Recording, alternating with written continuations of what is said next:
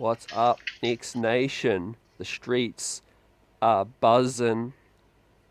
Salute to you, salute to the chat. Welcome in. Glad you could join us tonight. Joined by two legends and legends in the chat. Salute Bill Daughtry, EJ. Ready to have a great conversation tonight. New York Knicks offseason is buzzing, making moves. Let's talk about the road ahead, the upgrades that the Knicks have made, the East, and of course, we'll take questions and engage with the chat, and salute to Replay Squad as well. But it's an honor to have Bill with us again. Bill, great to see you. How you doing? I'm doing great, man. It's always an honor to be here, CT. I keep telling you that, man. I'm like out of the loop, but I know what's going on. And that you bring me back every time, man. It's like I'm just a dude minding my business, taking pictures and stuff now. But every time you call, I answer the phone. Like I said, it's an honor to be thought of and be included in the process. And it's cool to see EJ back. Mr. Bill Daughtry, again, it's an honor to be on the podcast with a legend. Normally I do this at the end of the podcast, but for those of you guys who are from the tri-state areas, so Connecticut, New York, New Jersey, who are familiar with ESPN Radio, who are familiar with WFAN back in the day, this is the voice that really, really, really just resonated for me personally. And so it's an honor to always be in the presence of literal greatness, and a history maker and a trailblazer. So it's so good to be here with you guys My man Howard says I'm looking good. Yeah, I shaved for this. today. I had my old man look on a little earlier tonight. So I said, nah, let's clean it up Clean it up a bit. just a little bit. Well, yeah, fellas, chat, welcome in everyone again. If you're just joining us live stream on a Friday night, the New York Knicks off-season has been busy, and the fan base has been buzzing. I've noticed a little bit more interaction than usual, and of course for good reason. The New York Knicks, where do we start? I mean, they've bridged the gap in terms of crossing that bridge to Brooklyn. Bill, got to start with the trade for Mikal Bridges and EJ. Your thoughts, right? I mean, summarize the significance of the New York Knicks and Brooklyn getting this deal done. Details were pretty much confirmed yesterday. First time since 1983 that the New York Knicks have pulled off a trade, but it's not just a small trade, because that trade in 1983 was for Len Elmore, I think, and a second round pick. This is a little bit bigger than that. A lot bigger. You get one of the elite wing defenders in the NBA who can play 2, 3, or 4. A guy who scored about 19 points a game last year.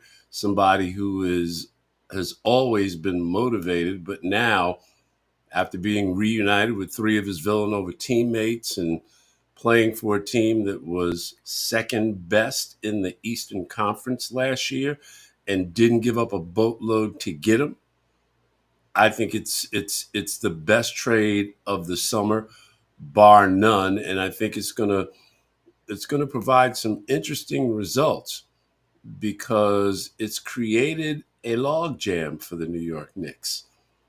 And I've got some interesting thoughts on how that's going to get resolved. I'm not going to go into that just yet, but I'm thrilled with the trade. And then the re-signing of OG, which, as I told you many times during the playoffs this past spring, that going into the playoffs, that was job one for the New York Knicks to re-sign OG Anunoby. That's before he even got hurt in the Sixers series, which just changed the whole path of the Knicks playoff run. But now the whole gang is healthy, and there's Julius Randle. What are you gonna do with Julius Randle? You got a 3, you got a 4. They are both elite defenders at their positions in the front court. Last time I checked, Julius Randle's a 4. Last time I checked, OG Anunoby just got the big contract. He ain't coming off the bench. Is he going to play the 4? Is he going to play the 3? What's Thibodeau going to do? Because, as we all know, he's a guy who loves defense. And when you have two elite defenders, it's going to be interesting how you find a way to get Julius Randle on the floor. It's I don't even know how to follow that. I mean, but I will say this, that there's the trade, and then there's the commentary it makes about the front office. So I want to look at it from the perspective of what it's saying about this front office. The first year was rather bumpy. We remember the odyssey that we had, this fever dream of perhaps having Zion Williamson and KD and Kyrie, and the level of frustration that we felt because it was like we didn't get any one of those individuals. And where we are, and also remember how we felt about the coach as well. After a year, about a year and a half, it felt as if every time we had a conversation, it was a, when are they going to fire the coach? When are they going to fire the coach? This particular trade, to me, has cemented Leon Rose in rarefied air. One, rarefied air in terms of having a level of confidence with fans, for the majority of New York Knicks fans, who, Bill can probably speak to this really well. How many times have we ever had a front office in the New York Knicks, two Penn Plaza, where the fans have had confidence in the administration presiding over basketball operations at Madison Square Gardens? I can't remember a time. Perhaps the last time was what, Dave Checketts, and that was like in the mid 1990s, and even then there were questions about it. Donnie Walsh was pretty good. Yes, Donnie yes, Walsh was outstanding. They didn't let him cook. His successor was also pretty good. But since those two, it's kind of like been woohoo yeah, it's been crazy. until It's now. Until until, now. and I think that's the other component of this trade, which is also a compliment and a feather in the cap of Leon Rose. The ability to do business with unexpected trade partners. That says a lot about what kind of leadership you have in your front office. If we go back, for example, to the OG and Anobi trade, who here thought that Toronto, in the midst of a lawsuit, was a viable trade partner? And then to follow that up several months later with trading with I always go back to the New Jersey Nets, but trading with the Brooklyn Nets, and who thought that that was a possibility? So, and again, uh, Dolan has often shown, Charles Dolan has often shown this propensity to get rid of administrators, leaders in his front office.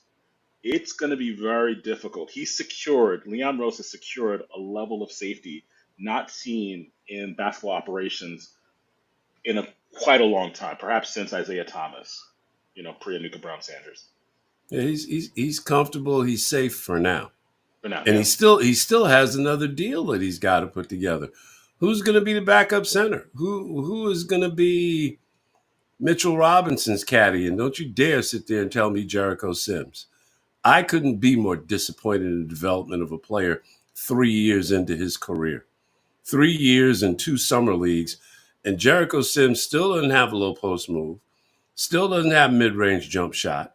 He's a tenacious defender, good rebounder, undersized. He doesn't even have a great outlet pass. I mean, he's okay, but he's not a guy who's going to be a factor on this team.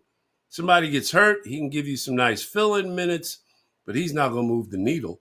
And that is, if there's anything I'm really disappointed in, I mean, look at him and Deuce McBride. Did they not come in at the same time? Were they not part of the same draft? And look at the strides that Deuce McBride made last year compared to the strides that Jericho Sims didn't make in a year where the Knick Bigs, they were all hurt at some point. So if there was a time where he could really shine, it would have been last year, but he didn't. Yeah, I mean, he was okay, but I didn't see the kind of progression in him that I saw in Miles McBride. So let's get into it. Starting fives, chat. Let us know, because he's got an idea. He's got an idea. He's about to pitch us for his starting five and why. But as we lead in to talk about rounding out the center rotation, right? It's perfect. It ties in to what Bill's about to say with his starting five, and let us know your starting five. We'll shout it out. But Bill, take it away. Mitch, obviously the starting five. Now that Isaiah is gone on most people's rotation, what is yours right now? I got Randall in that 5 spot. Knicks are going to Whoa. play small ball this year. Whoa. They played small ball last year. They played small ball throughout the playoffs after everybody went down. I mean, for heaven's sakes, you were playing Josh Hart at the 4. It doesn't get any Whoa. smaller than that. 4 and giving him 40-minute games at the 4. He was your big dog and bringing the ball up.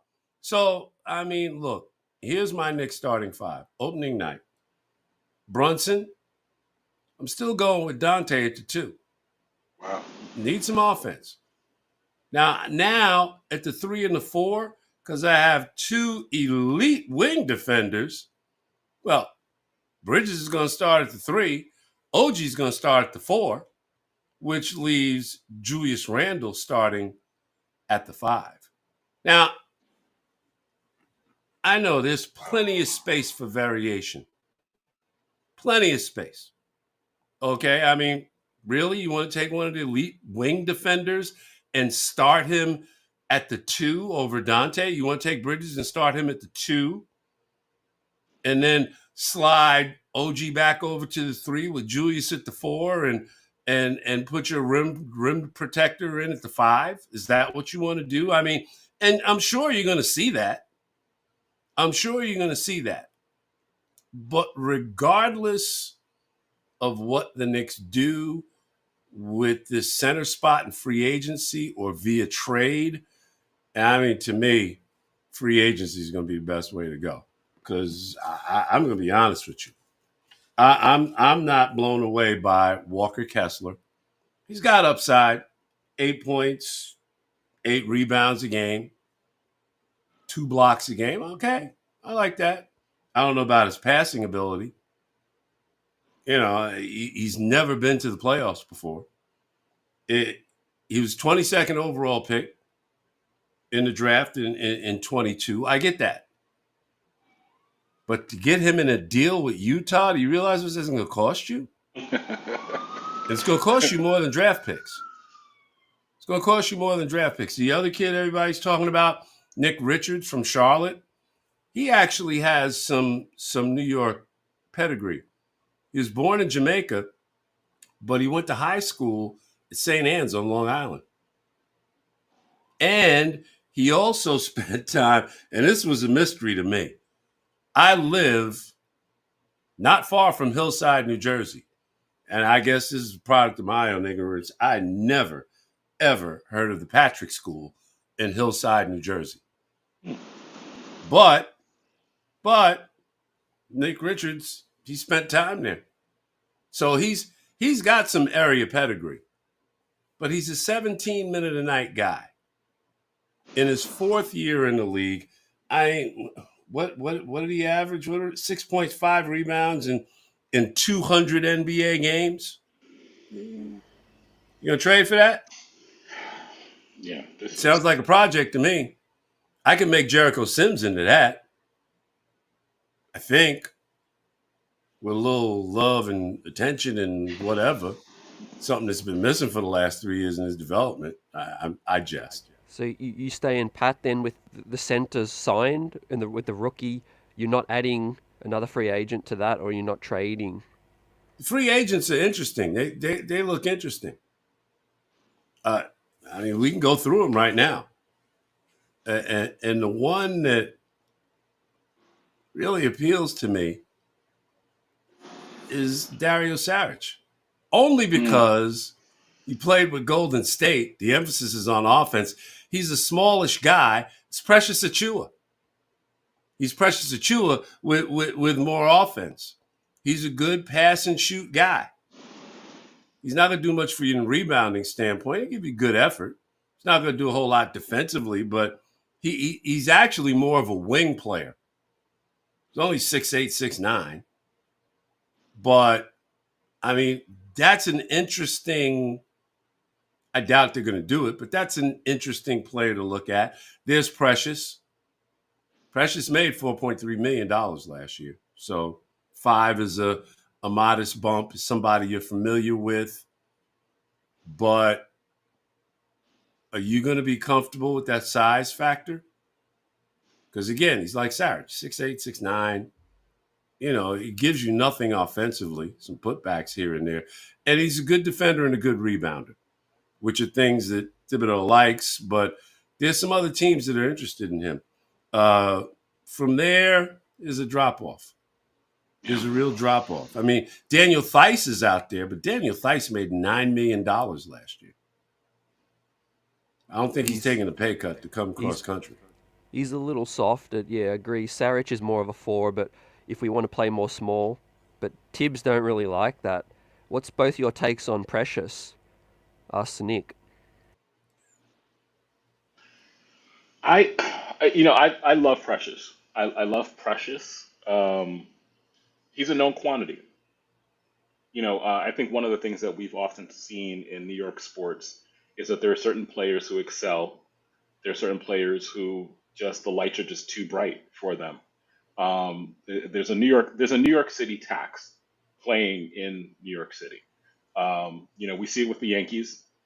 Over and over again, there's certain players who just can't perform because the uniform is just way too heavy. Precious showed the ability to carry the Knicks jersey on his back last year. And so for me, that is really important. And I think that's the concern that I have with other players, is that, playing in Utah versus playing in New York City where there are multiple sports stations, how many Knicks podcasts are there?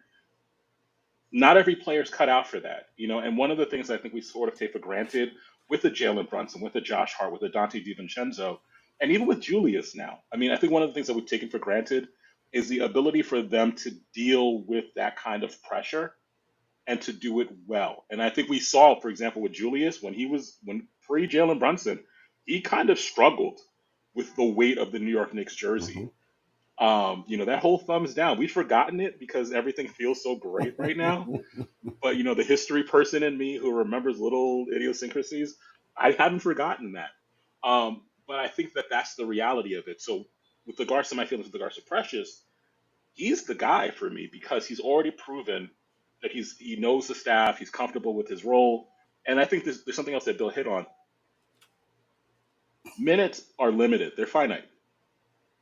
So you need a guy who's going to sign and who understands his role, who's happy with his role, who's comfortable with it, and doesn't present the same kind of conundrum that we had with iHeart and Mitchell Robinson. That was an embarrassment of riches last year when they were healthy.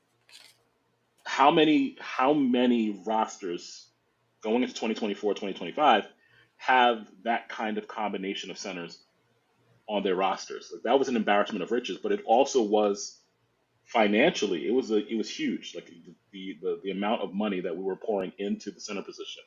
So, and that we would have to pour into it if iHeart had re-signed. So, I think Precious is the move at this point. See, I agree with Oldhead, and it's a point that I made about Precious before. Oldhead says, we need a 7-footer. Precious is 6'7", and he ain't gonna be your backup center, not for 82 games. Like I said, as you pointed out, EJ, when the lights shone the brightest, he was the man for the job. He was what they had left, and he got in there and he did the best that he possibly could. But I mean, out of what's out there, I'm not sure. Like I said, Sarich, Theis, who you ain't getting, then you get the Bismack Biyombo, Tristan Thompson, who can't move anymore. A guy that I personally like, but I'm not sure that he would be the guy for this job, Mike Muscala. He can shoot. He can, if you want to play 5 out, he's your guy. But don't look for him for no defense or no shot blocking. And he knows the league. He's been around.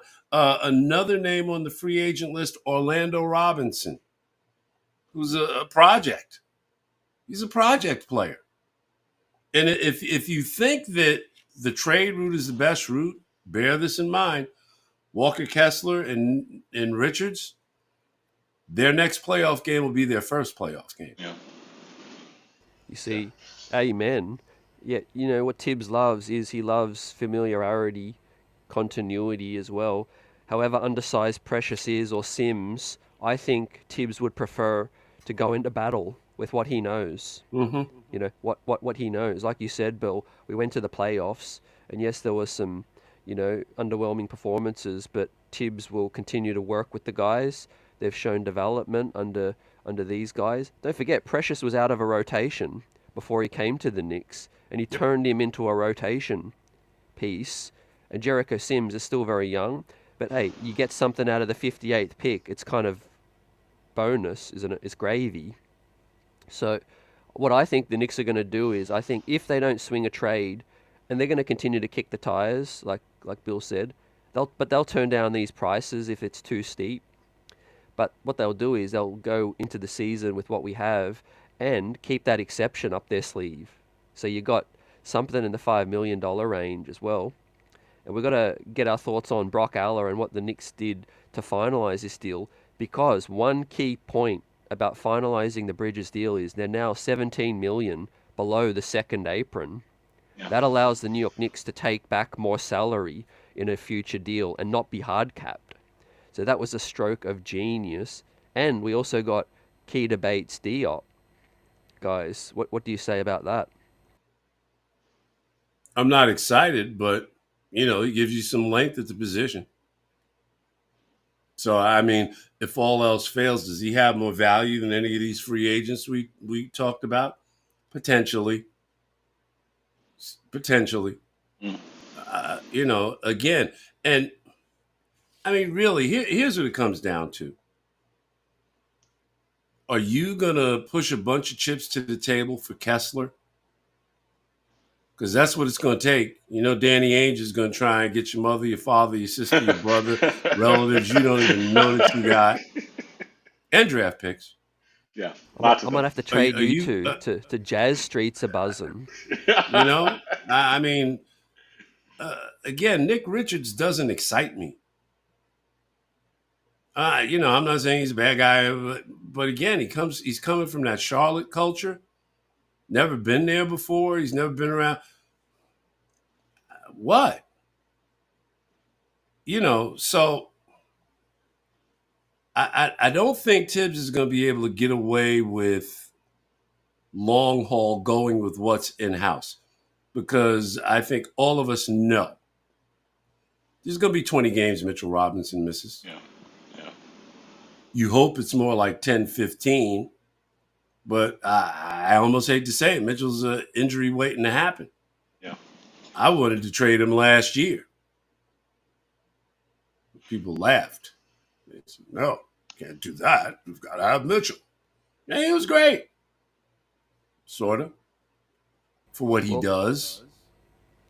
And to me, basically, you're adding another Mitchell Robinson type player. I mean, everybody knew Hartenstein wasn't going to be here, especially after OG signed. It's like there's no money left, and I'm happy for Hartenstein because like he's been slogging along in his NBA career. He was a backup center, got an opportunity to start, and make no mistake about it, he'll be backing up Holmgren in OKC. Yeah. Okay, but he has ball skills that fit into what that team can do and what they like to do. He won't slow them down. And his ability to pass, his ability to rebound, his hard-nosed mentality on defense, that's what you're going to miss more than any of his skills. When the ball was in his hands, he didn't hurt you. Yeah. Yeah. He could pass, he could shoot, he could pick a pop, he could, whatever you needed done, he could do it. Now, finding a player to fit those shoes, there isn't one player that can do that. So you're going to have to mix and match and figure out the puzzle. Yeah. So Yeah, I'll throw it to EJ, but I just want to say, non-offensive centers you can replace. Yeah. You can replace, right? You find these junkyard centers that, not saying Isaiah's that because he's got some skills. He's You got mean skills, guys like Bismack Biombo?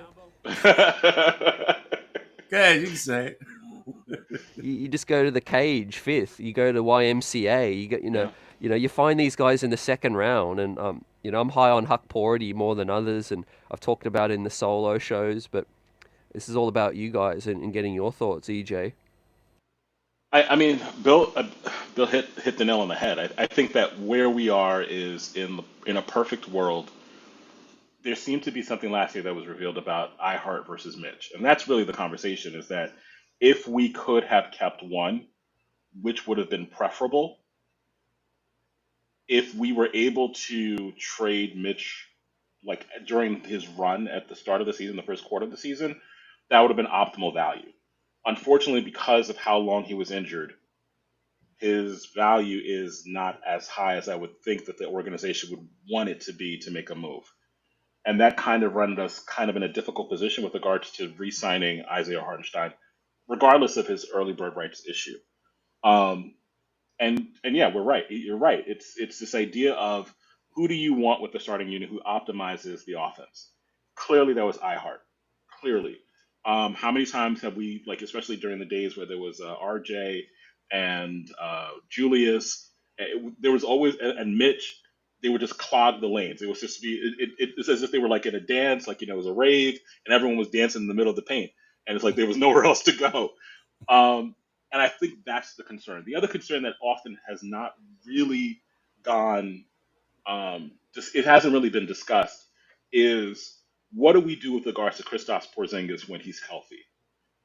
Finding someone who's not only an offensive threat as a center and doesn't need to get 15 points a game, but also has a level of mobility and also the ability to defend at the rim. And I think that's what we're missing is that optimal center who has the ability to be a defensive presence in the paint but also has the ability to pop out at the perimeter. And that was actually the weakness of both iHeart and Mitch, is when they were facing a Kristaps Porzingis like player, you could see them like Or a Joel Embiid type player. or and so this is really the issue is that we don't have we have centers who are good in one thing, but when they face centers who are good at two or three things, this is where they struggle.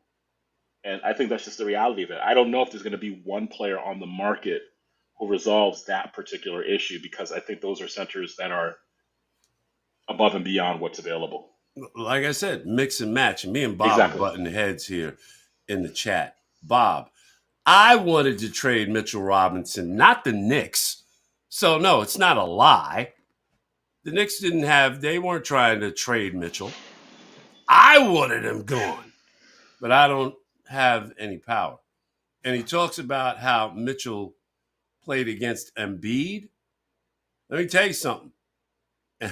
I think I sent this to CT last year. Joel Embiid came into Madison Square Garden, sat down in your Barca lounger, put on your slippers, put his feet up, and said, "Where's the damn remote?" That's how comfortable he was last year in the playoffs against Mitchell Robinson. So stop it. On Stop one it. leg. On one leg, one Come eye. on, man. In, Oh, and by in the re- way, none of the people that we've mentioned in trade or free agency would have been able to do better. No. Nobody. None of them. Well, that's where, in terms of losing iHeart, right, guys, you can't replace like for like. So I like the idea of by committee, getting a offensive-minded guy, play a different style, right? Let's face it, you can't just microwave a replacement for Isaiah. You run into the season. However, our perimeter defense is going to be better, right? So there's going to be a less emphasis on rim protection when you've got two lockdown wings, right? That hasn't been spoken about enough because the New York Knicks perimeter defense should improve. And if we defend well as a team concept, as Tibbs talks about, you bring the help. If a guy's got his man sealed, if a guy's get beat off the perimeter, then OG can come as a help defender. He protects the rim as an undersized 5 as well. So, look, I think Precious is okay as a backup. You got Sims as another body, and I'm higher on Huck Porty than others. But of course, I understand Knicks Nation needs to see him in action before they can form their own opinion. But put trust in this front office because, everything they've done this off-season, and we look around the East, guys, how are you feeling about the matchups? How would you grade the off-season in your eyes in terms of how well the Knicks could have done, right? They could have chose other targets. Donovan Mitchell would have been, he would have come if the Knicks had extended an invitation. But the fact that they settled on Bridges, right? How good was that for you, for what they could have done, and how do they stack up in the East? What I like about what the Knicks do when they trade, they're not filling spots. They're changing the way they play. They're changing the team. Hart. Nobody was on the Hart train when he came in from Portland. Okay, nice addition. But here's a guy who's never been in the playoffs, been in the league 6 years. He's okay. Not a difference maker. Oh, hell yeah, he was. Right. He was a big difference maker. Same thing with Hartenstein when they brought him in. Second string guy from the Clippers, career backup. But he changed the way they played when he was in the game. Same thing now with Bridges. You're not just bringing a guy in. They're changing the way they play. Like OG changed the way they play. Yeah. Yeah. So the Knicks aren't just filling spots. And the only reason I don't mention Brunson is because he wasn't a trade. He was a free agent signing. And everybody was like, okay, he had a couple of nice games in the playoffs when Luka was out. But nobody expected what they've seen with this kid. Nobody. And so, again, when the Knicks make these trades, when they add on to their roster, they're not filling spots. They're trying to change the way they play. I mean, as long as Jericho Sims is here, he's going to be a backup. As long as Precious Achiuwa is here, he's going to be a backup. They're not game changers. Anything the Knicks do via trade, they're trying to change stuff. They're not trying to find a guy to fit a spot. No. Mm-hmm. They're trying to change stuff. Dante DiVincenzo. I was a big critic of that one. It was like, how many times did I say, CT, Boston did this? The Knicks brought in Dante DiVincenzo. But when the Knicks needed that boost at the 2 guard, he provided it in a very big way. Outstanding. He had his ups and downs. But from the day that they inserted him into the starting lineup, that's when the Knicks started to rise. That's when they started to rise. And so, who is that player? I usually don't get caught up in the chat, but this dude Bob is like, stop, man, just stop. You can't show me how trading Mitchell Robinson would be a bad idea this year. First of all, I'm not suggesting that they trade Mitchell Robinson. He's the only legit center they got. Stop it. Last year, before the Knicks bounced to basketball, one of the names that came up on the chat from Portland as being too expensive. When DeAndre Ayton was on the block with the Phoenix Suns, I said, that's the guy the Knicks should get. Because he's a more well-rounded player than Mitchell Robinson is. He's soft. They wanted to attack this. Everybody remembers the dunk that Giannis did in Game 5 of the finals. And yeah, I get all that. But what kind of player has Brunson been in this environment? What kind of player has Josh Hart been in this environment? Hell, what kind of player has Miles McBride been in this environment? The place where you are changes your level of play. You think you've seen the best of Mikal Bridges?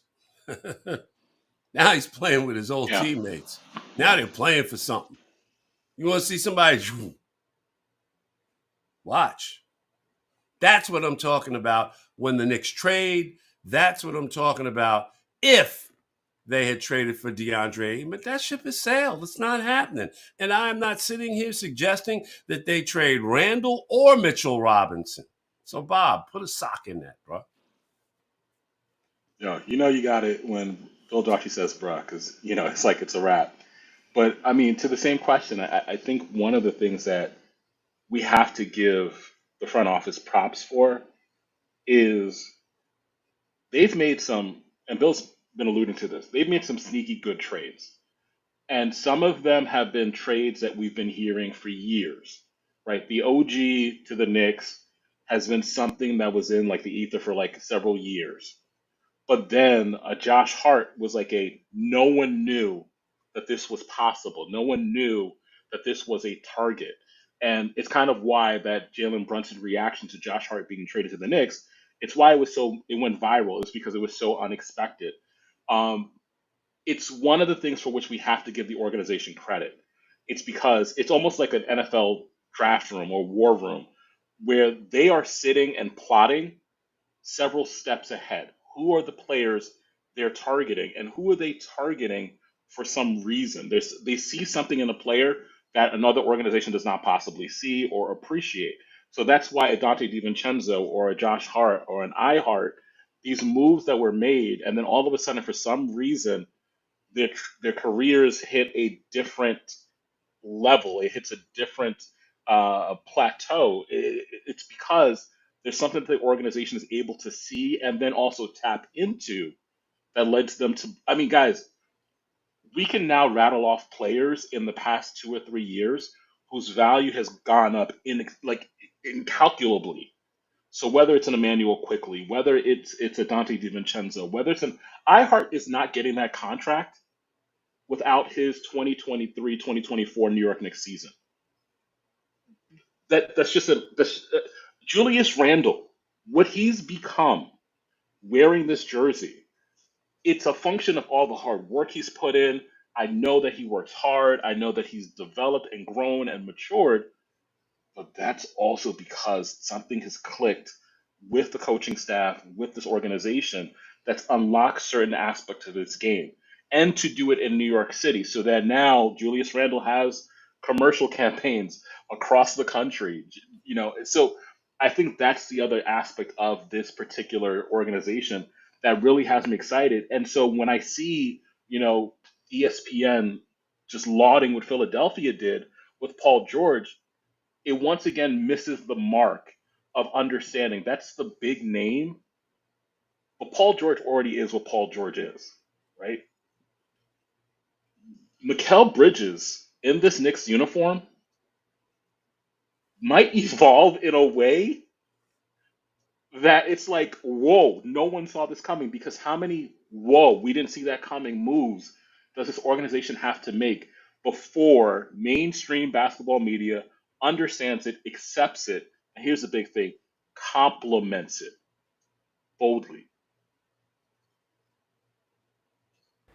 And in terms of the East, right, you always got to match up with who's won the championship, in my opinion. You got to look at who was successful, right, and look at the trends, look at the way the league is going, right? Tibbs loves rebounders, but you can rebound as a team. Josh Hart rebounds better than most big men.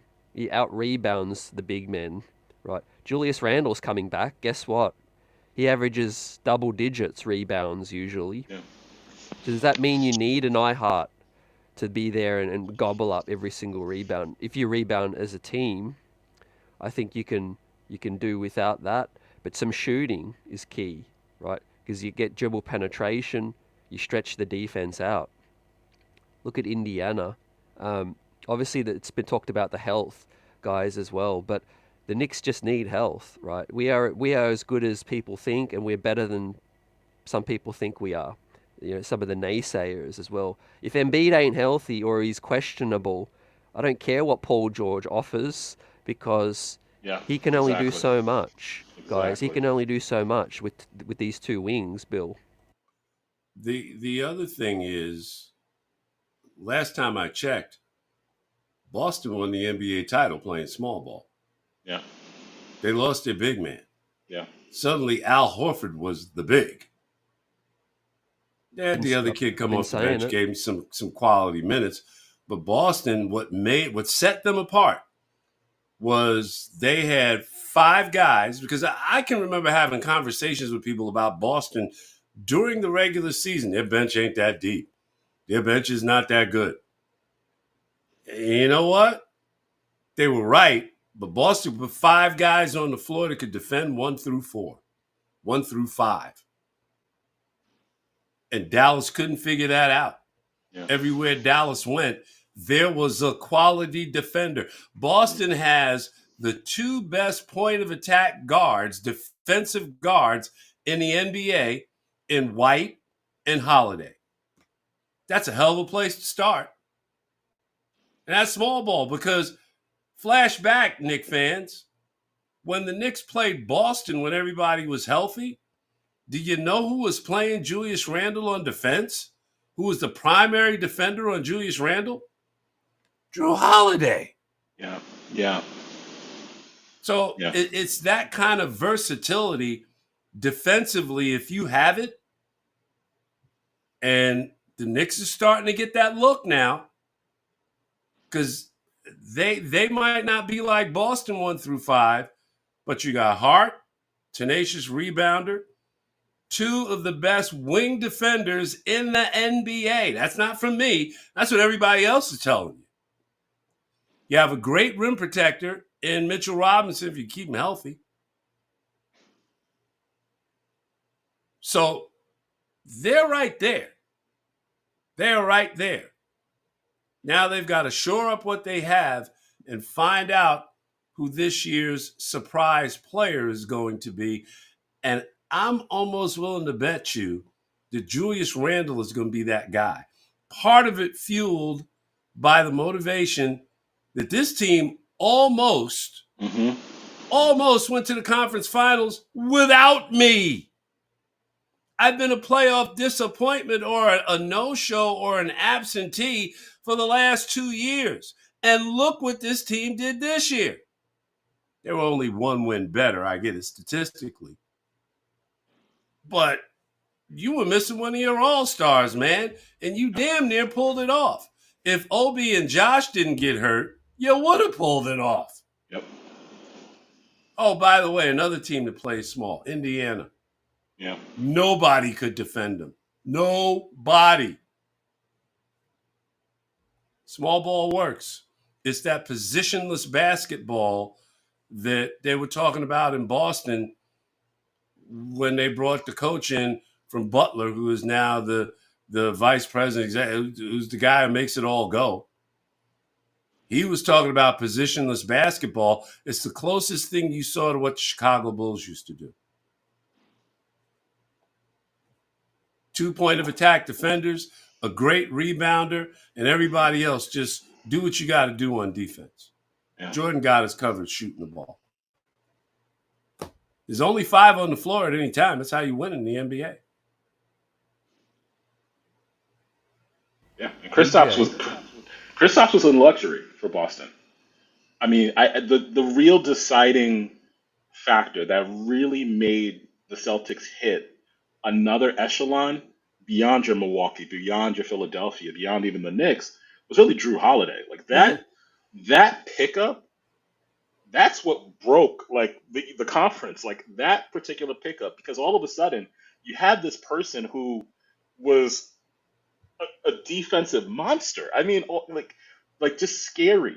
And I think we saw that as much as Kyrie is brilliant offensively, as much as Luka is brilliant offensively, these are offensive wizards. They were stymied. They were shut down. I mean, you could see defeat written on Luka's face. Like after game 1, game 2, Luka was like, I'm out of luck. You know, like this. What we gonna do now? Exactly. We're not like them. I mean, like what? And so, like, to see like Kyrie's offensive brilliance and like this rebranding, this reimagining of his game that transpired this season But then to go up against that kind of defense, you see how important it is to have those kinds of defenders. So with that said, I don't know that I don't appreciate people underrating the acquisition of a Mikal Bridges and what it does to the New York Knicks defense. I don't appreciate the fact that we've gotten an acquisition. It's Julius Randle. Like the fact that he's coming back. I think we often forget how long he was gone from the rotation. Like he was gone for more than I think almost 40% of the season. That's a And sizable chunk. That's a pickup just through, just he's back, and to have that back is important. Um, So I think the nice shiny object in terms of Paul George, it's nice, it's cute, but in as much as Joel Embiid, we know he's good to be out for like 10, 15 games, load management. You just signed Paul George, who has also a history of injuries as well. And Philadelphia is not above load management. And that's the advantage I think that we have as an organization is that we have players who are 5, 6 years younger than Philadelphia. And oh, by the way, and I have to make this point, and it's really so important the financial flexibility of this organization moving forward. Milwaukee, their books, not looking pretty. Philadelphia's books, in as much as there have been some press worthy news clippings and things of the sort, their books are going to be really hamstrung in the next couple of years. Even Boston has a couple of years where they're going to have this monster team, but that Jalen Brown contract, that Jason Tatum contract, the way this new CBA is set up, it's meant to destroy these kinds of super teams. It's actually like actively looking to. It's the anti-warrior CBA. It was expressly constructed to avoid another Warriors kind of or Miami 4 years, 5 years, 6 years, 8 years in a row similar kind of matchup. It's really trying to create more parity in the NBA, and it's going to be successful. So my hat is tipped all the way to Brock Aller for creating a level of financial flexibility that we're not going to appreciate. We should appreciate now, but that we'll see not just this year, but next year and the year to come when those other organizations are really conflummoxed because they're like, what do we do with these 50, $60 million contracts with players who are on the downsides of their careers? That's why the Boston Celtics, Whit Grossbeck is trying to sell him. Right now. He's that's got three exactly players that take up over $700 million. That's just three It's players. insane. Three. 1, 2, 3. see that's the thing, fellas. You got to win your chip and just Dip. you got to get in. You got to get in and dip or sell or make some moves, retrade the roster a little bit. I'm fascinated to see what Denver do because they've lost a couple key pieces. You've still got arguably the best player in the game. Murray's getting on a little bit. You got to get creative, but 100% agree with your points about Julius. Doesn't get stated enough. He is He's a better player than Kristaps Porzingis, in my Yep. opinion. Obviously, Yep. different players. However, he is the Porzingis coming back for Boston to help them push them to win the chip. That Randall is to the Knicks, right? He's going to provide a little bit more. And look at January. He was passing the ball better. He was processing the game better. Like Bill mentioned, Randall's playoff performances. Don't forget that was back. One of them was back in it with Atlanta against Atlanta before we got JB. Ever since JB came in the building, and I still want to credit Randall for adapting and evolving his game, but Randall's look a hell of a lot more calm ever since Jalen Brunson came in, and you need to tip your cap at Brunson for being the leader that he has been, right, in the locker room, right? He involves everyone. He goes around the locker room. He says talk, and get everyone involved. And I think that is going to be excellent in terms of moving the ball.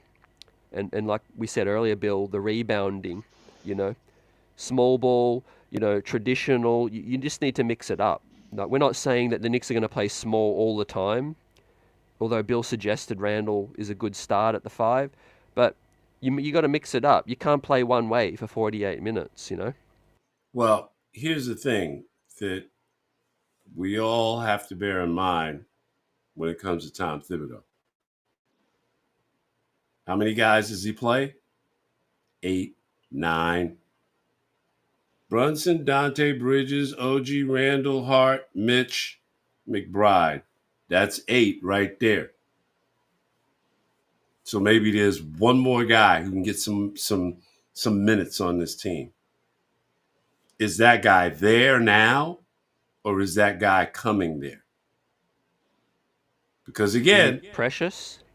8, 9. That's all he's going to play with. Everybody else is going to sit until there's an injury. Yeah. So Brunson, Dante Bridges, OG Randall, Hart, Mitch, and McBride.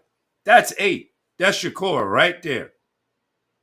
Now you got to fill in that spot on the bench. Let me ask you, and appreciate the super chats from Ace of Spade, Buzzer Beater, and the rest of the chat.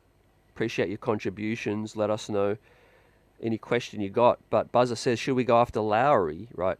That would complete the Villanova quintet, wouldn't it? No thanks. I'm good. Okay, so let me evolve the question, because there's some Knicks fans. There's some Knicks fans with some doubts over playmaking. So who's going to fill that void for playmaking for you? Is it Bridges? Is it Deuce? Is it Kolek eventually? Like, how do you see that playing out? Because don't forget, Indiana had multiple playmakers when TJ McConnell came on the floor. Let me ask you a question. Who's the playmaker on the Knicks right now?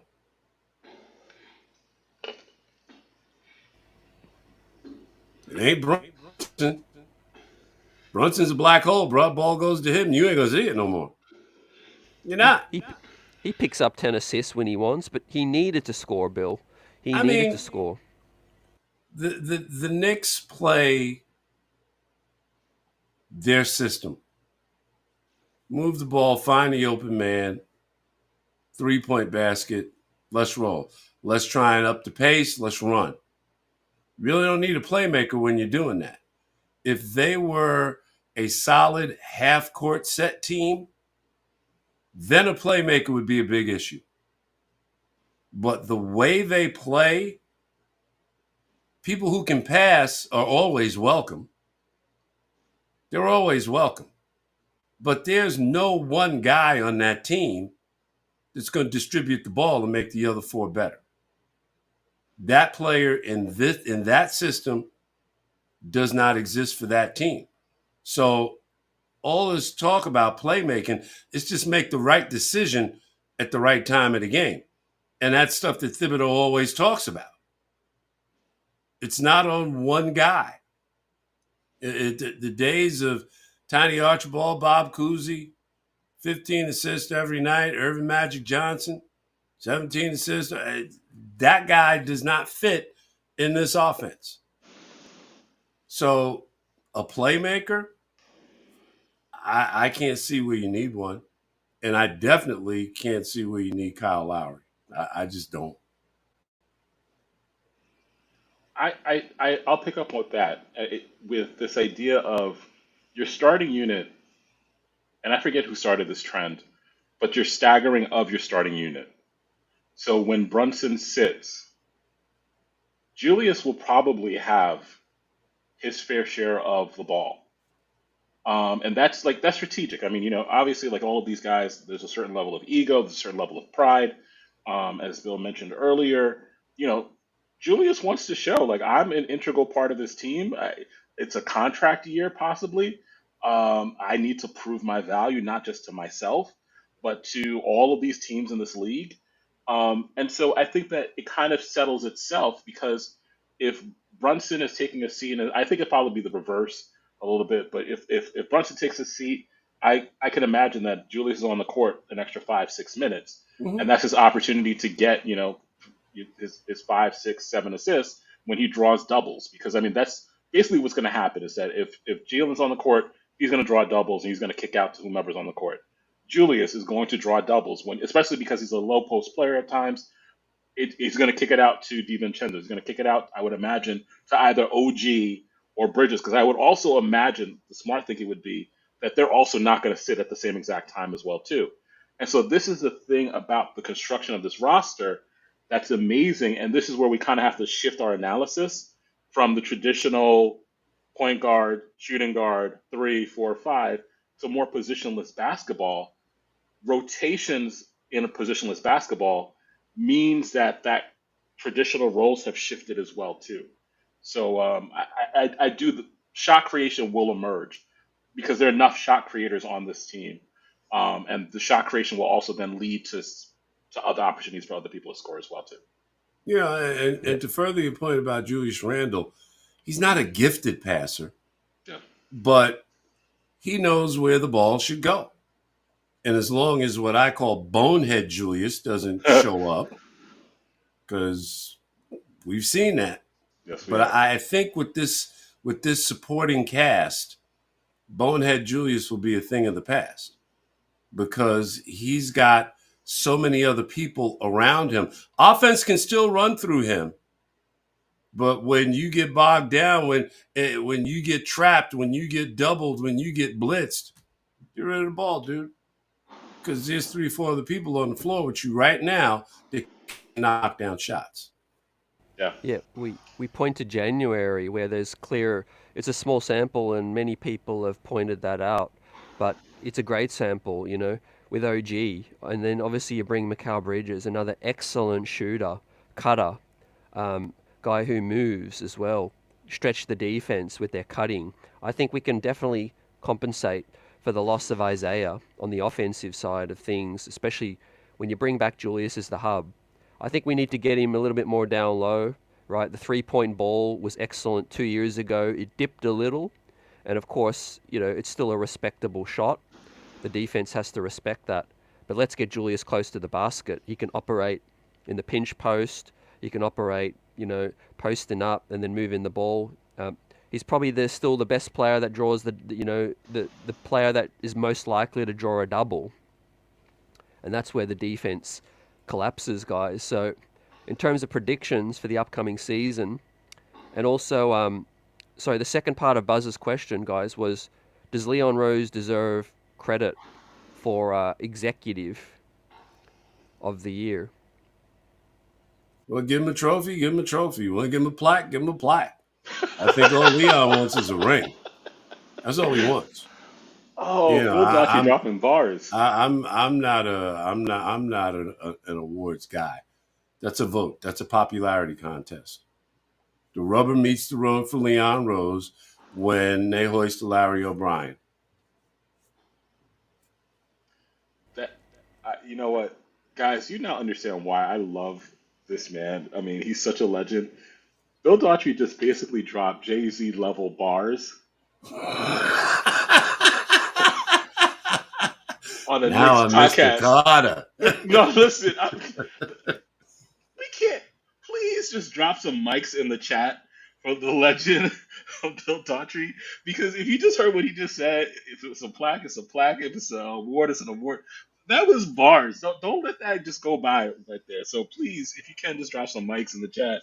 But I just want to ask Bill a question because you have a legendary career in radio, in sports, and I think one of the things that sometimes fans may not know enough about is how the sports industry works in terms of coverage, in terms of decisions that are made, in terms of like what leads, what's the primary story, what's the secondary story. And one of the things that's become a major talking point, and I actually subscribe to this, so I'll just admit to this, is the idea of Knicks for clicks. This idea of we will cover a particular angle because we know that it motivates the fan base, it infuriates them.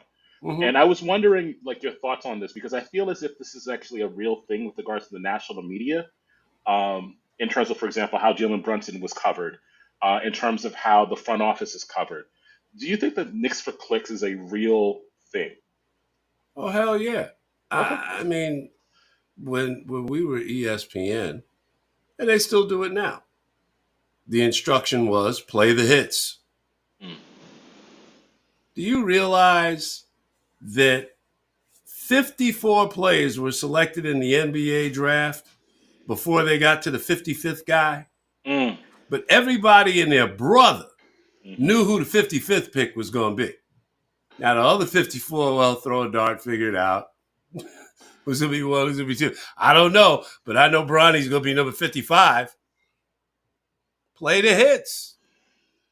I mean, when the Knicks were in the postseason, when they were surging, it's like I watch NBA Today every day. It wasn't on today. I guess they're off for the off season or whatever. I'm even watching NBA WNBA games now. Something's wrong with me. I don't have to, but I watch. I want to see what's going on. But even in the throes of the Knicks playoff run, what was ESPN talking about? The Lakers. Yeah. Football season. What do they talk about? Not Kansas City. Dallas. Yeah. Play the hits. So Knicks for clicks, I get it. That's that's not a problem with me. That's not a thing. That's how media works in the United States. It's It's because it's it's lazy, but give people what they want. we have the most passionate, deepest fan base, and they'll know people will engage with them. Like, for example, latest Mark Spears, right? He put on that grin the second he said that the Knicks don't have a top 3 player against Philadelphia on the floor. When he knows full well on the same network they just covered Jalen Brunson sending them home. Jalen Brunson with an injured squad sent Yeah. Embiid and Yeah. Maxey packing, but he stood there and stared down the barrel of the camera and said that Brunson's not a top 3 player against Philadelphia. And he's going to continue to get disrespected throughout his career because he's undersized, the Becky Hammond debate, all of that. I don't care if you're 5'9", man. If you're cooking the You can opposition, ball. You can ball. You can ball, yeah. Nate, tiny Mark Archibald. yeah. Allen Iverson. I mean, like there's been several people per generation. The reason why I asked Bill the question was because going back to your question, CT, with regards to Leon Rose as Executive of the Year, I just find that when it comes to those accolades, there's just this because it is somewhat subjective. It's pretty subjective, right? But I think the thing that factors into the answer to that question is the Knicks for clicks aspect of it. Like even when we look at last season, the conversation with regards to, like, should Jalen Brunson be in the MVP conversation? If you watch the Knicks on a daily basis, which we do, if you consume it as ravenously as we do, it's an easy question. He deserved to be an MVP consideration without question. But I do think that there is something, and it's become more and more fashionable with your Draymond Greens, with your Charles Barkleys, with your Shaquille O'Neals, with the Becky Hammonds, with the Candace Parkers. There is and it's in part because we do this. We have these podcasts. We have these outlets. We have WFAN. We have ESPN, where it is just if you can just rile up the Knicks fan base, it draws for some reason, and I think that kind of then clouds the objectivity to see. Actually, Leon Rose is a heck of an executive. Tom Thibodeau is a heck of a coach. Jalen Brunson deserves All NBA and MVP consideration, but that other media circus stuff, it clouds the objectivity, which can really just be it's pronounced, but that subjectivity stuff just gets in the way so much. Look, you can get all the clicks, you can get all the awards, but if you don't get the ring, if you don't get the chip, you were second place. And nobody crowns second place. Buffalo Bills. Mm-hmm. 4 Four straight times. years they went to 4 straight Yeah. years. They went to the Super Bowl and they still got they ain't won the Vinny L yet. But everybody will tell you about the Giants. Everybody will tell you about the Dallas Cowboys. Everybody will tell you about the Washington Redskins. Those are 4 teams that beat Buffalo in those Super Yeah. Bowls. They'll tell you about Thurman Thomas forgetting his helmet on the sideline, losing his helmet in Super Bowl 26. They'll tell you about that. Jim Kelly was a great quarterback, but he ain't in the conversation. So you can win Executive of the Year, Player of the Year. Charles Barkley got an MVP, but every time he sits down in front of a camera and a microphone, he is reminded, you Yeah. ain't part of the club, bruh. Yeah. And they ain't giving out those accolades for the in-season tourney, hanging out the banner. Lakers won Boston, that, didn't they? And Polish Bronny. that trophy up for Bronny, Yeah. who I you, you think know, is going to be an interesting player. I'm not sure this contract helps him because he needs to play. Yeah.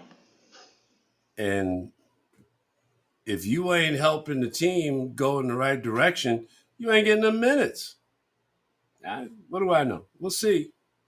I think Bronny should have spent half the season in the G League, lit it up, got everybody talking about him, and then come in the second half of the season and help his old man and the Lakers do whatever it is they're going to do because everybody's going to be hurt anyway. But that's the funny thing about, I mean, this is why like I get annoyed by the Knicks slander. It's because the LA Lakers, we can't question the history of it. I mean, it's one of the preeminent organizations of. 17 titles, man. I mean, Only you one can't team knock is it. better. Only one team But has won more. my issue though with the current iteration of the Lakers is that they're kind of emblematic of a organization that doesn't know what it wants to be, but yet it gets massive amounts of coverage. Like Bronny James at 55, like the fact that there was so much media buzz about it, and I understand it's such a huge story. It could be such a huge story, but it also represents an organization that kind of doesn't know what it wants to be.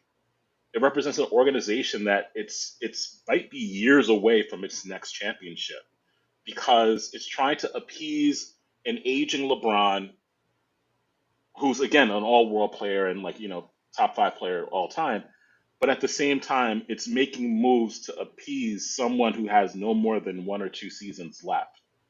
And this is the frustration that I have is because that energy isn't directed towards, or that attention isn't given towards an organization that really, I mean, from where the Knicks were 10 years ago, 15 years ago, it's really 5 years righted the ago. ship. Shoot. 5 years. Oh my gosh. I just looked at the starting roster from 4 seasons ago. Alfred Payton, R.J. Barrett. I'm just gonna stop right there because I don't want to make my friend And CT that mad. was a playoff team. That team got Yes, to the playoffs. hey, yes. you got to take steps, guys. You got to, you don't microwave the thing. They had to walk so that we can run. Now, We're about to fly, man. Because Look, don't get crazy. Don't get your hopes up. Just let the season play out. Because all it takes is one misstep. yeah, That's all it takes.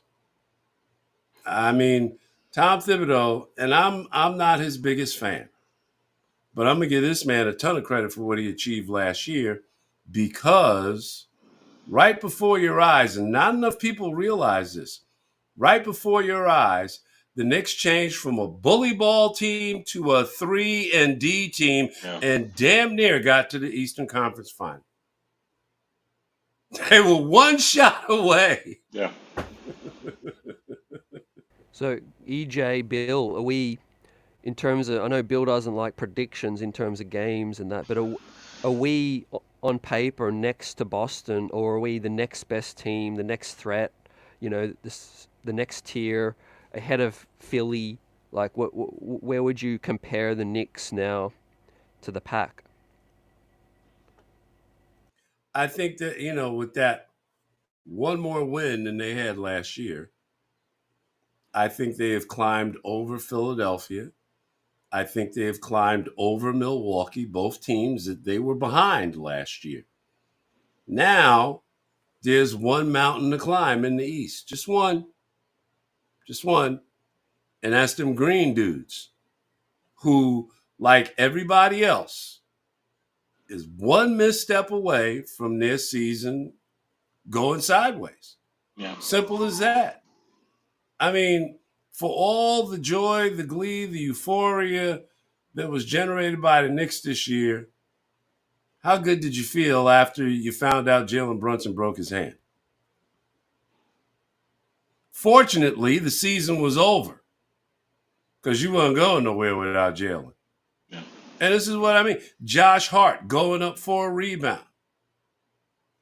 Changed the last couple of games of the season for him. Wasn't the same player. Mitchell Robinson. One play against Philly. Kablooey. Yeah. Kablooey. OG Anunoby. You need luck. He's running up the court on a break, and all of a sudden he starts limping and grabs the hammy. Oh, no. So, predictions and all that, right now, Knicks look good on paper. Look good on paper. I still think they're better than Milwaukee. I still think they're better than Philly. I don't think there's anybody else in the East they need to remotely be concerned with. Boston is the big dog. They are the champs of the entire league. Now, if the Knicks were in the West, that'd be Oh a yeah, it's a different whole story. nother Different story. conversation because Different things are story. happening over there. And again, this goes back. You guys were talking about the championship conversation, and how many repeat champions have the NBA had in the last 20 years? That point. That point. That's that was going to be Have my a point. different champion every year. So the That was going to be prediction my point. business, nobody has mentioned San Antonio, and boy, oh boy, I think they're going to be pretty good this year. I really do. Better, yes. You Good. know, does OKC fall back to the pack? How good is Denver going to be? Yeah. Golden State wasn't even in the playoffs last year. You know, what about New Orleans? What's the Things thing going that on there. what Leon's done, Bill and EJ guys, is that he's improved the roster every year because you can't stay still. If you No. stay still, it's like an elevator. People are just going to pass you, man.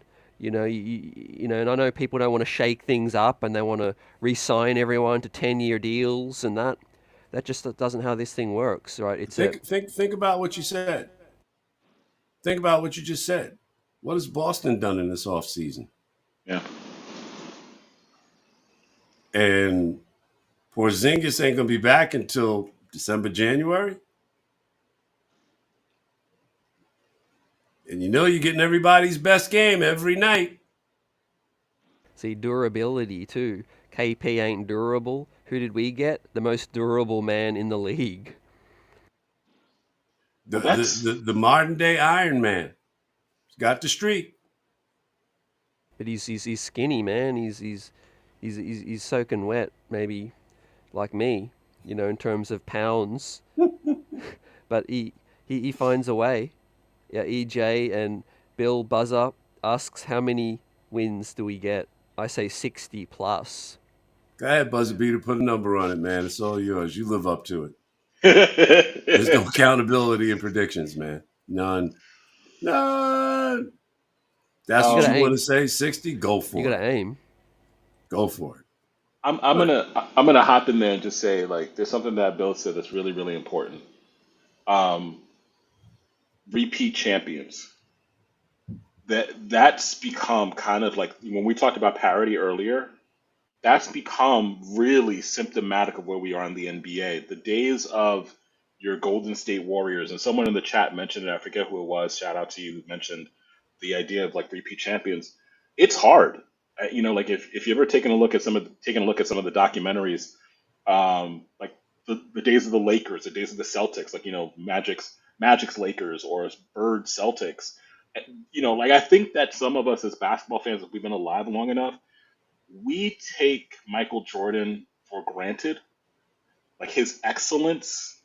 And if you know anything about the 90s Bulls and like just the 90s NBA and like the wealth of talent that existed in the 90s, and for Michael Jordan and Scottie Pippen to really be able to create two three-peats separated by a season and a half by 2 years, I think that's kind of colored how we see championships in the NBA. They are extremely hard. And since the days of the Bulls, since the days of San Antonio, since the days of like Kobe's Lakers, And, I mean, even the Heat, like it's just very difficult to do. So I do think that there should be some expectation for the Celtics to fall back in some particular way. What it will be, that I'm not good at figuring that out, but the trends are the trends. So I think that helps the Knicks in some respect. Yeah, Knicks fans can't say that out loud that Boston's going to slide back. They're going to fall back because that would be bias, right? That'd Yes, be, I know, right? looking through Stephen A. Smith's Nick colored glasses with orange and blue skies and all of that. You know, um, player movement now, that is just changed the entire paradigm. That's why it's so hard to repeat. I mean, there was a time when a guy like Isaiah Hartenstein, and I'm not saying this to throw shade at him for going to Oklahoma City, he did the right damn thing. But once upon a time, players would say, you know what? We came close. I want to be a part of this. I ain't going nowhere. And then when it was time to sit down and talk about a contract, that was reflected. But now you have the Players Association to answer to. You have your family to answer to. And now it's pro sports is pro sports now. It's about who's going to pay me the most. It's that's what pro sports is. And now you throw in the advent of the salary cap, and players can go here, there, and everywhere. It's a players' league. They can get out of contracts. They're signing shorter term contracts. LeBron James, he's the bad guy, right? Because he has controlled the movement. He has controlled his movement during his entire career. Yeah. Not many players get And to do that. absolutely. But now more players than ever can do that because of the way the rules are written. And so what suffers? They talk about the Dallas Cowboys. They're a great team before NFL free agency came about. Because now you literally have to put together a new team every year or every 2 years. Let me also tell you why this Hartenstein thing, we may never see this again. And this is such an outlier because, for this fact, guys, how many times can a number one seed have cap space to just Hmm. offer a guy 29 million and pry a guy away from another second seed? This only happens because Oklahoma had the flexibility with young contracts because they fleeced Yeah. for Paul George. They fleeced earlier, right? They don't have that cap space to pay 29 million when finishing as a number one seed. That may never happen ever again. And Yeah. of course, if you look at the Knicks side, Hartenstein played 2 years and he went from 8 million to 29. See, I disagree with the premise that it can't happen again. Because what you have going on right now in San Antonio, young team, one big star. You get some players that can play around him, that can make that star better, and the star can make those other pieces better. All of a sudden, you got a team where only one guy is getting paid. So there'll be room for another Hartenstein. I mean, that's OKC's deal. They have a bunch of young guys. They got a bunch of young guys there. A lot of rookie contracts. At least their key players are on rookie contracts. So now you get this guy coming along, and all of a sudden, Hartenstein, he can cash in, and rightly so. And he deserves it based on what he did last year with the New York Knicks. I also think it's a function of the market itself. I think that OKC could do that because OKC is OKC. I think that there are just certain organizations that are just they have more ability to do that. A Utah, for example, they have the ability to sit there and say, okay, Donovan Mitchell, Rudy Gobert, we know that you're probably not going to want to resign. We're going to trade you and accumulate as many assets. I think the closest we'll probably have that to that might be Brooklyn. Like a Brooklyn might be able to afford to do that. I don't know if I don't know if the Knicks could do that. I don't know if the Lakers could do that. You don't Just want the certain, Knicks to do that. yeah, exactly. I think that there's certain organizations that are just never going to be in that position, for better or for worse. because they are considered premier markets, and it's harder to, like Miami. I don't know if Miami can get away with that. There's just certain organizations that can get away with it, certain organizations that can't get away with it, and our beloved New York Knicks can't do that. We're going to be penalized because we are New York City. That New Yep. York tax you talked about before. Yeah, several layers of it. And one more before we wrap this thing up, because it's been an awesome stream so far. Appreciate the chat for buzzing with us, the legend Bill Daughtry and EJ, my co-host.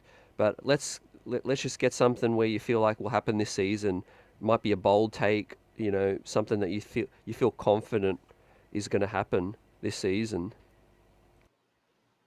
San Antonio goes to the playoffs. Wow. Oof. I wasn't ready for this question, so I'm gonna need someone to say something else because I still got to think of something bold that's gonna happen. Um, my bold. This is gonna make a lot of people upset, but whatever. Too bad. Uh, I think that um, this might be Julius Randle's last season as a New York Knick. Contract reasons. I I mean, think look, that. EJ, there was a case that he wouldn't make this season. Yeah. So, no, not to Look, the diminish what you said, but I think that's possible. It's very the hard, possible. yeah, the salary cap guys, the Salary hard cap cap. considerations. Yeah. You could say the same about Mitch. You could say the same. I think, Yeah. Yeah. we might be getting closer to Mitch in terms of his contract. It's got a little bit. I'm not going to go anything easy because I know Brunson will probably extend. I think Tibbs will get an extension. But what I'll say is this: Jalen Brunson might be top 2 MVP. Came close, but top 2 MVP. If his game goes to another level, and I don't mean scoring wise, but assist, playmaking, getting the Knicks to a 60-plus win team, competing for the first seed, that's when you really start to enter MVP territory. And we're better than the Bucks, like Bill said, better than Philly, and he's a better player than Joel Embiid now, in my opinion. Embiid's a little bit more one-dimensional, and of course the health and all of those things. So, anything else you guys want to add? Buzzer Beater says he's been right with wins for the past 2 years. Congratulations, bro. You want a plaque? You want a trophy? What do you want? There's only one thing that counts. One thing. Now, if you want to predict they're going to win the NBA championship and that happens, well, then maybe I'll send you a little something in the mail. Gotta But love him. 60 wins doesn't guarantee that. Let me see. There was a 73-win team, wasn't it? Didn't win the chip. Oh yeah, that was very recent. I'm waiting for his next prediction. Tell us we're going to win the chip, Buzzer. Yeah, right. Say something, dog.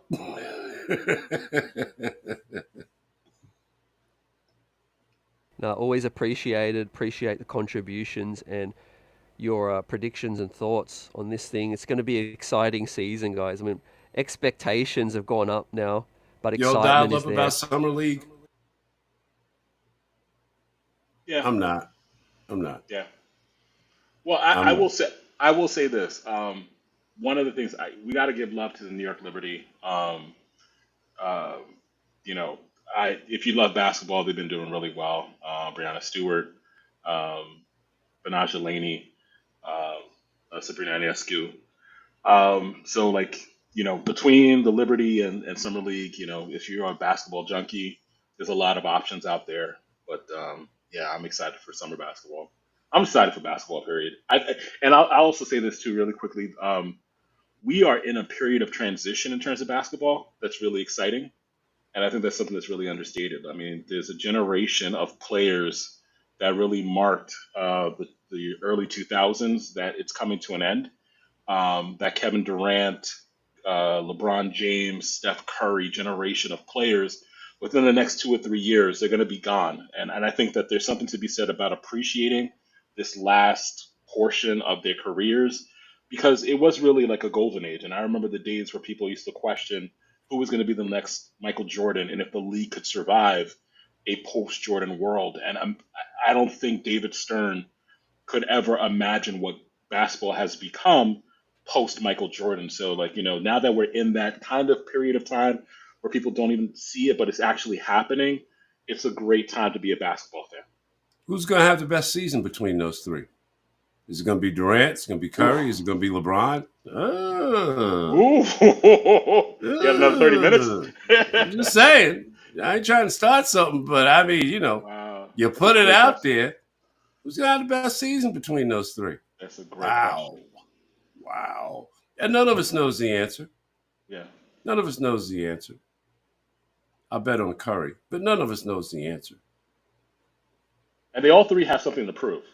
Yes, they do. They have something to prove. Yes, they do.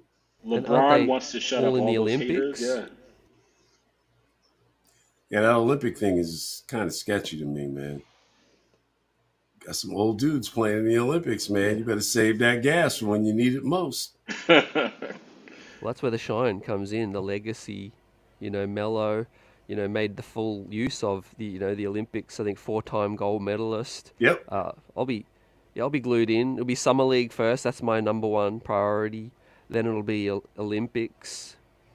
But New York Knicks Nation, it's been great. The streets are always buzzing too. Please smash that like button. If you enjoyed the stream, replay squad as well, salute. Let us know your thoughts in the comments section. A lot of hot takes, a lot of sensical takes, but a lot of fun had tonight talking to Bill and EJ. As always, guys, hopefully we can link up again soon, maybe before the start of the season.